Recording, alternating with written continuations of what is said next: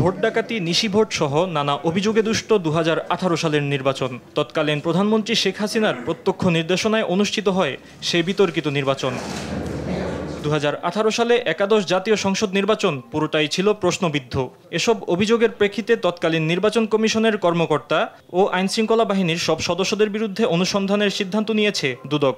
2018 সনে একাদশ জাতীয় সংসদ নির্বাচনে ক্ষমতার অপব্যবহার, অপরাধমূলক অসদাচরণ, জালিয়াতি, দিনের ভোট রাতে করা এবং আর্থিক লেনদেনের মাধ্যমে সংসদ সদস্য নির্বাচনের অভিযোগের বিষয়ে অনুসন্ধানের সিদ্ধান্ত গৃহীত হয়েছে।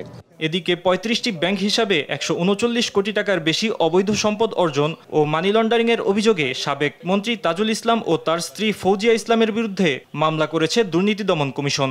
প্রাক্তন মন্ত্রী, স্থানীয় সরকার, পল্লী উন্নয়ন ও সমবায় মন্ত্রণালয় ঢাকার বিরুদ্ধে আয়ের উৎস আড়াল করে মানি লন্ডারিং সংক্রান্ত অপরাধ করায় তার বিরুদ্ধে সংশ্লিষ্ট আইন ও ধারায় আজ একটি মামলা রুজু হয়েছে।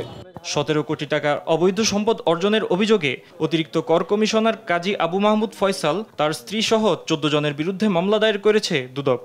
কাজী আবু মাহমুদ ফয়সাল বগুড়া সরকারি কর্মচারী হিসাবে জাতীয় রাজস্ব বোর্ডে কর্মরত থাকা অবস্থায় তার পদমর্যাদার অপব্যবহার করে ঘুষ ও দুর্নীতির মাধ্যমে নিজের অবৈধ উপায়ে অর্জিত অর্থ স্থানান্তর, রূপান্তর সংক্রান্ত মানি লন্ডারিং অপরাধ করায় তাদের সকলের বিরুদ্ধে সংশ্লিষ্ট আইন ও ধারা অনুযায়ী আরও একটি মামলা রুজু করা হয়েছে।